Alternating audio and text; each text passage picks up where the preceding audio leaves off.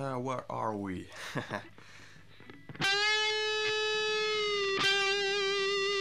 Oh yeah, now the fun part, tapping.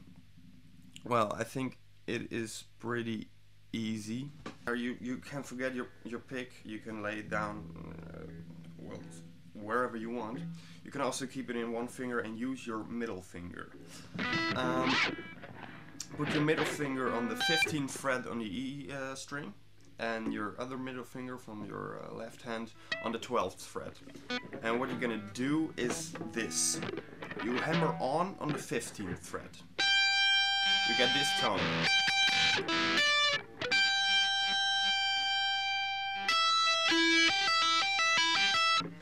Then you pull off, so, and you're going to pull off again with your middle finger on the 12th fret. So it's gonna sound like this.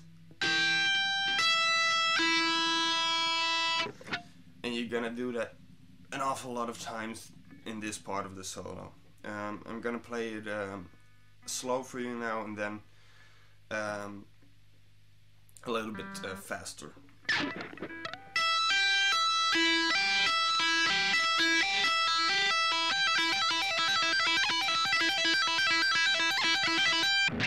Alright, now you need the frets. You start with this shape, 12 and 15, then you move to 10 and 14, so,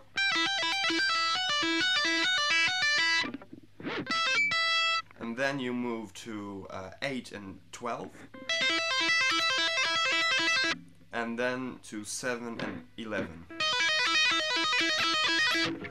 So the first part is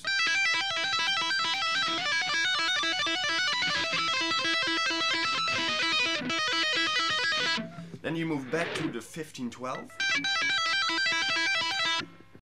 My camera stopped recording after the first part of the tapping, so that kind of sucks.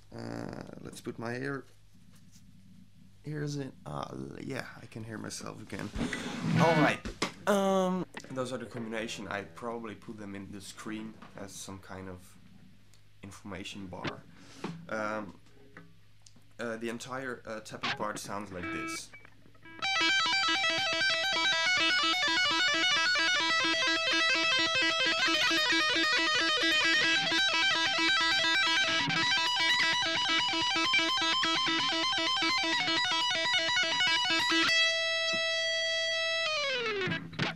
You play the tapping part 2 times.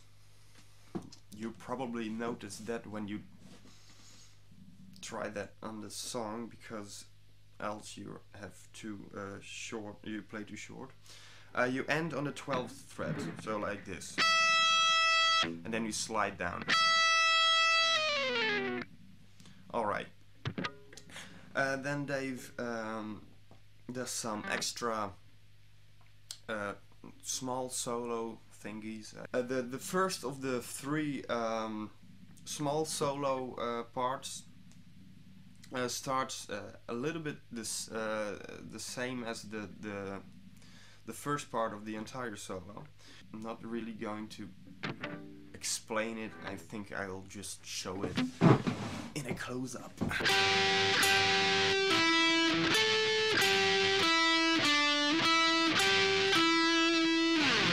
So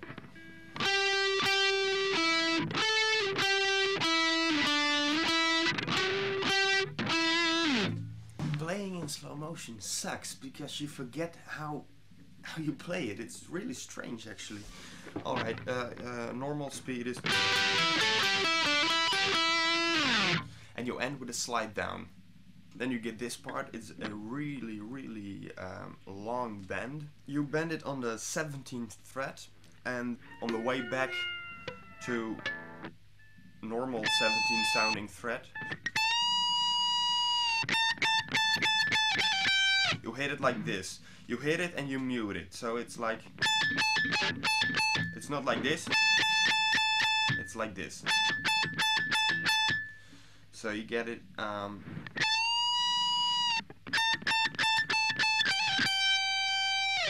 a little bit hammer on, and it it ends with a slide again. The last part, also a bend again, but a little bit of a strange bend, because you try to get the 14th fret of the G string to sound like you hit the 12th string or the 12th fret on the B string.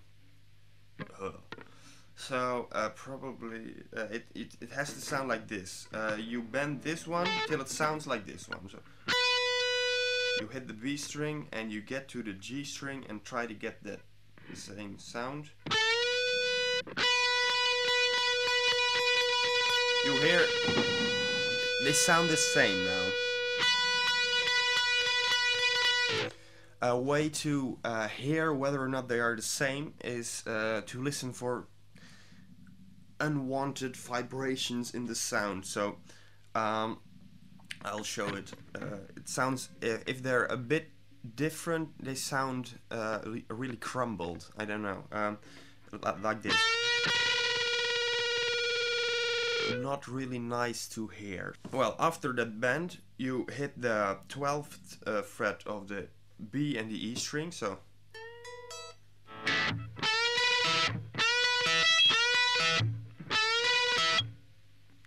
and so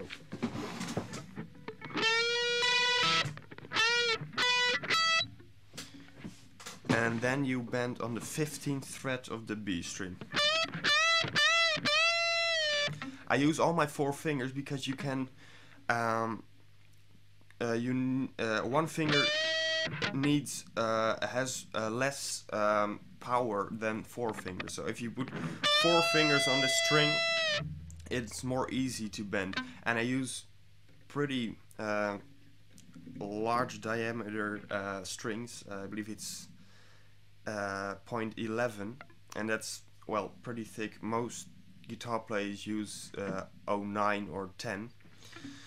That's easier to bend. So you have this part,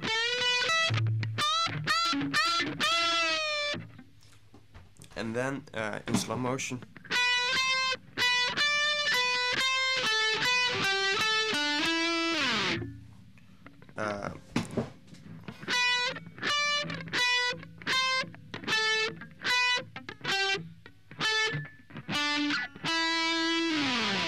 and with a slide again. So that basically is the solo, I believe.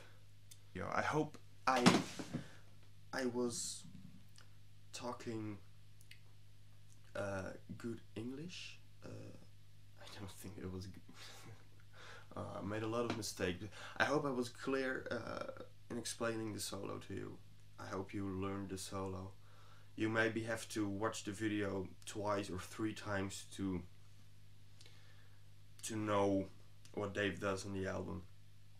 But that's just playing guitar, you know, doing things a lot of times, and then suddenly you know how to do it correctly, and then well, then you learn the solo and you're happy. Ta-da!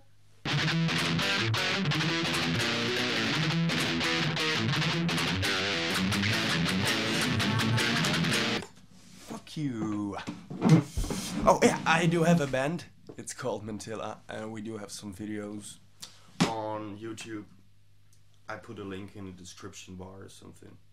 Maybe you can take a look, maybe you like it, give some responses, would be nice.